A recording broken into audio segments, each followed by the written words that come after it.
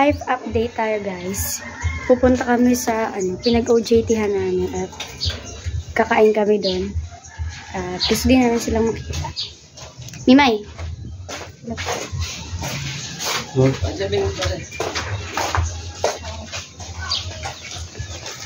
May phone mo dito.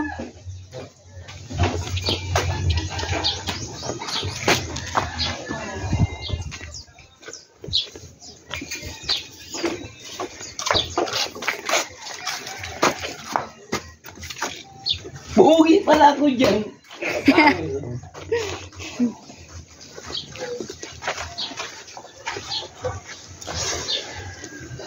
Wala kang dito. Isa. Tara na, late tayo.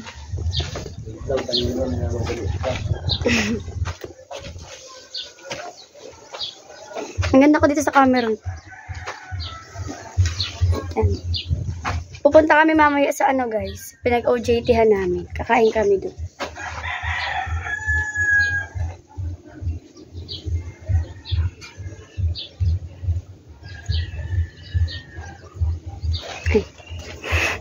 Susukuin ko. Yung dito.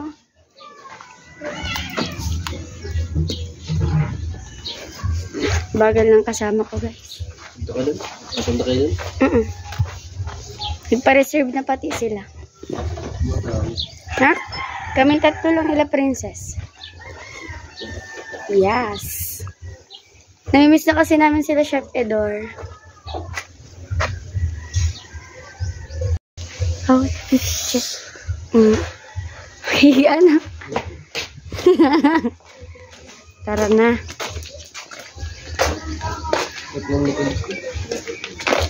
Pamapunta kami. Tara po kami. Bye.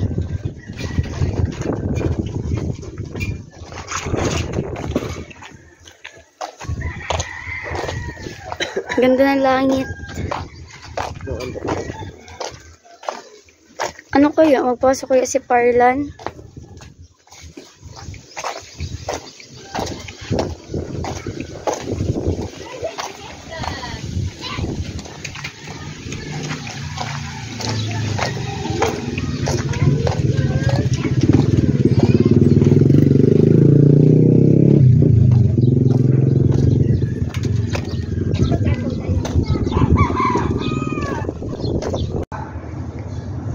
In which the speaker tries to make the address perform an action. So some example of directive act are asking, ordering, requesting, inviting, advising, or begging. So ang example ng directive or directive act, please close the door. So requesting or asking. Yan ay directive. Planning, going, and letting. Yung promise, so ano pa lang yan? Something in the future. So promise pa lang wala kang nangyayari. Pwede bang mapako? Example, example na nakalagay dyan. From now on, I will start expressing. The next, declaration. So declaration, a type of illusionary act which bring a chance or change in the external situation. Simply put, declarations bring into existence or cause the state of affairs, which they refer to. Some examples of declaration are blessing, hiring, baptizing, meaning, passing a sentence.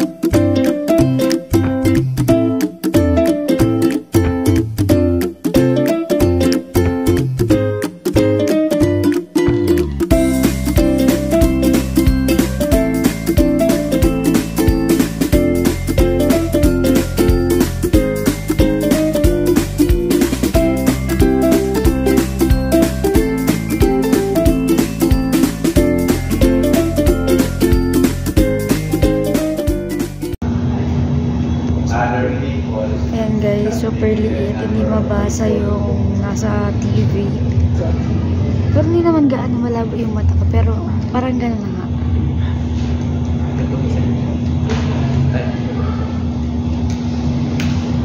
Anong answer nyo?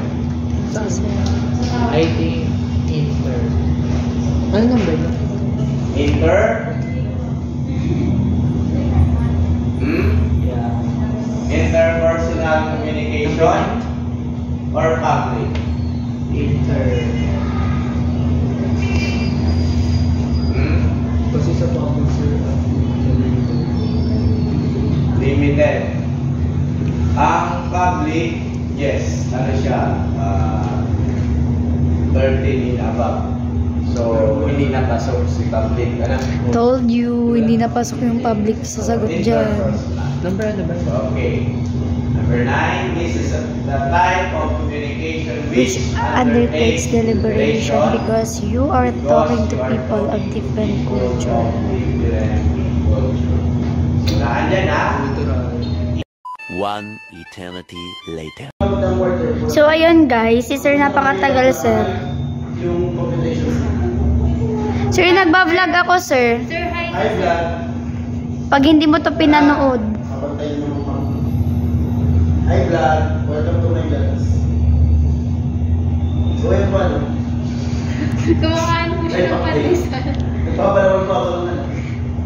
Life update, kumakain si Sir ng pandesal kasi hindi siya nagumagahan at tanghalian. Seryoso. Gumagana ako pero tangalan. Ay, hindi ako gumagana. Tangalan. Wala ka man dyan, Sir. Ang ribong mo man, Sir.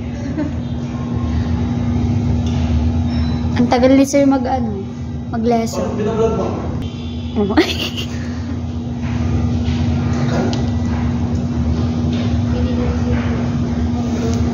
Ayan, kanina napaka-hyper, ngayon hindi na. Oh, kala ko ba ano? Ayaw mo i-try yung a day na life. Oo na, natry ko na yun. A day in my life. A day na life as an artistic student, gas edition. Ah, yung ano? Pinagawa ni Sir Brian. Kasi kailangan mahaba eh. Patas mag-voice over ko. Yun guys, gutom na gutom siya.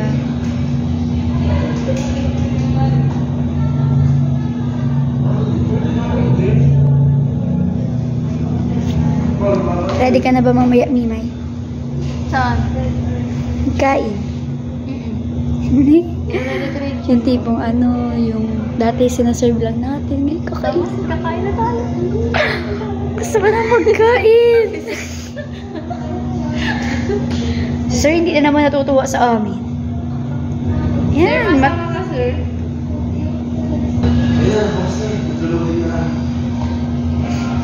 So, this is my face after ng ano guys. Wala, pag lesson kanina. Ganito na ako ngayon. Babae na ako ngayon. So, lesson 4, lesson 1, in the part report, it started on the ancient astronomy. Kung matatandaan natin, na andyan si Parkus yung nagsabing bilog daw ang mundo. He travels 15 kilometers. So, yun yung distance. So, pag sinabi naman natin, displacement, ito yung pinaka-maikling distance. Kumbaga, kung nag-travel si Trixie ng 15 north, 15 kilometer north, tapos bumalik siya, pabalik sa south, ng 12 kilometers. So, the total displacement na meron siya will be 3 kilometer. Kasi, yung minus mo yun, 18 sa 12. So, may 3 kilometer na displacement siya. So, ganun po yun. Matandaan natin, pag shortcut, displacement. Pag mahaba, yan yung distance natin. So, may sinatawag tayong speed, distance, and time. So, si speed, it measures how fast an object is. Sir, nagbukas na, sir. So, speed, distance, and time. Okay, speed, distance, and time. So, balikan natin si power of the triangle. So, sabi daw natin, si Trixie nag-travel ng 15 kilometers using her bike. 15 kilometers sa loob ng 3 oras. So, sa loob daw ng 3 oras, kung nagta-travel si Trixie ng 15 km, what will be her distance? What will be her speed? So, in calculated speed, gamitin natin itong triangle na to.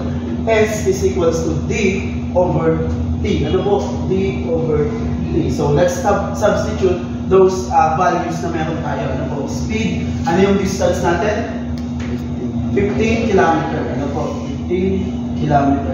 I-divide natin. Ano po? Kay 3 hours. Ano po? 3 hours. So, the total speed of Trixie will be 5 km per hour. Ano po? So, kada oras daw nakaka 5 km si Trixie ng pagbabike na. Ganon siya kabagal. Ano po? Ganon siya kabagal. Ano po? 5 km lang yung kinaya sa isang oras, di ba? Sir, nakabike lang kasi ako, sir. Mabagal pa din yun. Okay lang. Sir, ganun po kasi pag nag-iingat. Ganun lang. Kailangan mo lang, sir, mag-ingat lagi at Okay. alam mo na. So, So yun guys. Saan tayo pupunta, May? Nakakahilo. Nahihila ako, nagugutom na ako. Magkain ka na. Oh, wala na nga akong pera. Ano pa tayo makain? Magtiis ka daw muna.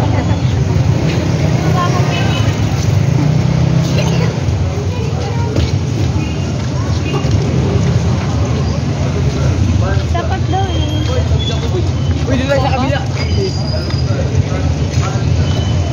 Lamig. Nahihilo ako. Saan kaya yun?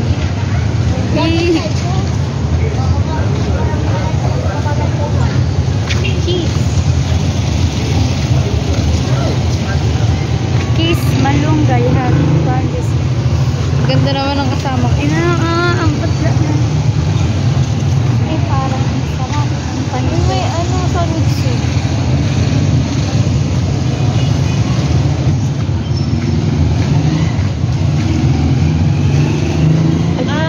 Okay. Sila lang. Ganda mo. Ano mo? Taas mo. Ngalay kasi bigla. Okay. Kasi ate Ami. Ate! Hi! Oh.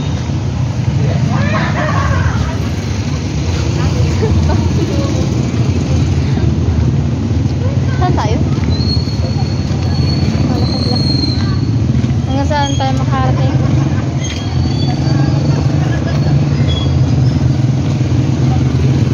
May nagugutom na talaga ako. May pagkain oh. Ayun oh. Kita mo yan? Bakit ako? Ako nakikita ako. So yun guys, bibili siya. Sa mga nag-drop. Huwag dito sa mukha. Wala siya lalakad ka.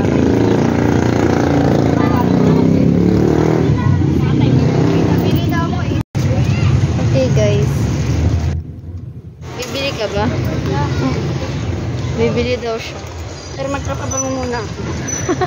Pabango is Oh. Pa. I bought it In Watson. Oh, how much? 100 plus. Mura lang. Magkano ba dito? 12 yung kwek-kwek. Boro daw. 10 po yung bagogo. Ikaw man. Nasabog yung pera ko, hindi ko makuha. Ihawakan mo na lang ito. Ate, pas niyo daw.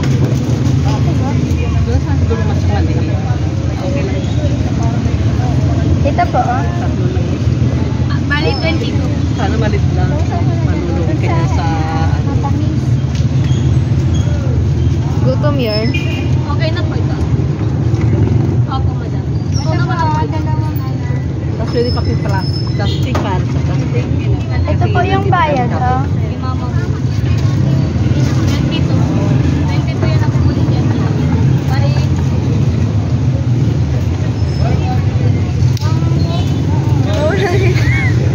Ano, madam yung free po? Ano, so po na? May paplasik na lang po.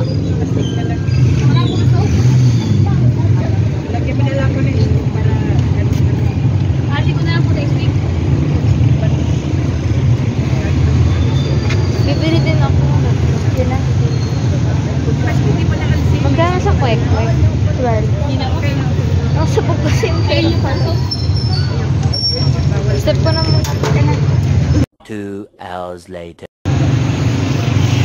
Hi guys, papunta na kami sa sa pinag-OJT-han namin. Saan yun? Sa Chef Juice. Punasan natin. Ang pamaras mo. Hi, Parlan. Ganda niya, no? Hindi na dapat sumukha ko. Ano yung parts ko? Ang arte po talaga ni Parlan. Pagpasensyahan niyo na po. Maglalakad lang kasi kami kasi malapit lang. Ano ba tagabi? Ay, ngayon ba yun? Yung concert. Yung sugarcane. Sugar Saan? daddy. Dito. May concert Sugar ng daddy? sugarcane dito eh. Ay, sugar. Wala nga ba? Pwede pa yung outsider dyan. Inaaya ko Ang mahal na ng ng ticket 400. Wala. Oo. Lagay mo sa gilid. Ganda, guys.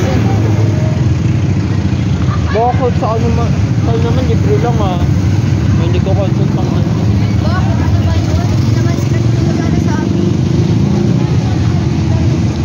ayun na ganyan. Ayun nga ba? Ay, yung sa river. Ay.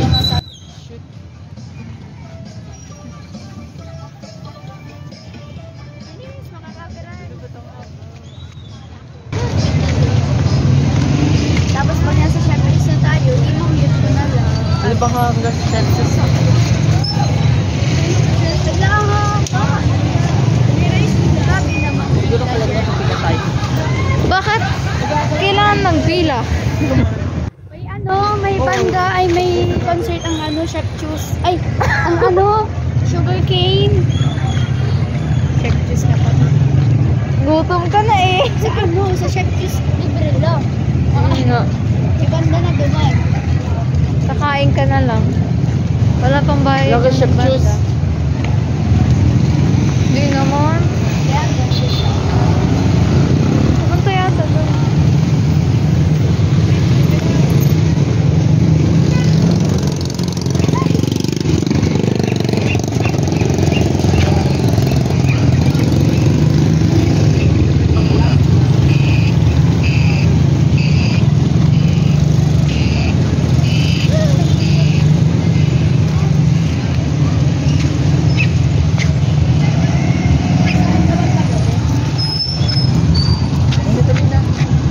Wait lang, guys.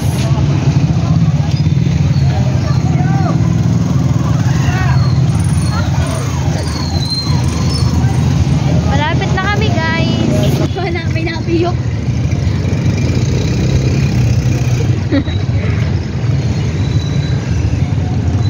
Malapit na kami.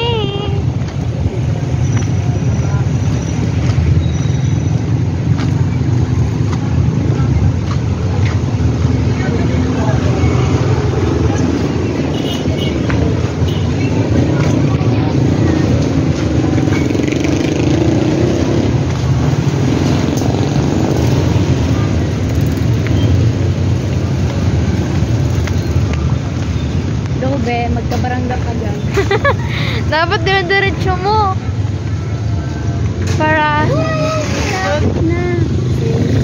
Kajino! Wala pa kayo, ba't nakikita?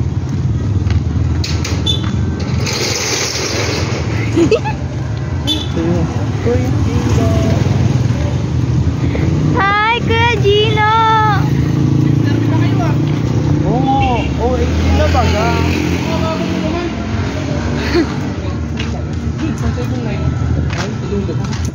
Parang di naman lang mandaan dito dun. Ay naman kuya. Opo. Diba? Okay guys, we're here. Naiiyak kasi ako. Kapatayin ka na ta? Hello? Hello? Pumasok ka na, be. Hindi ba lang yung tao, guys? Naiiyak ako pumasok. Naiiyak na po magpasok. Naiiyak yan? Nakakahiya pala yung ganito.